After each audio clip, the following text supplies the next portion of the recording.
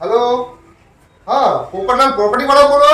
Hello, Popatlal property વાળા જ બોલું છું. બોલો. હા, હવે શું કહું છું, આપણા મેહોણામાં એક મોટો પ્લોટ જોઈતો હતો. તમારો પ્લોટ જોવો છે? હા, તે કેવડો પ્લોટ જોવો છે? શું બનાવશે તમારે? મોટો લેવો છે? આપણે આખું પેલું ગિફ્ટ સિટી બને ને એવડો મોટો પ્લોટ જોવે છે. મળી જશે? હા, મળી જશે ને. લો, પ્લોટ નું સેટિંગ તો થઈ જશે હવે.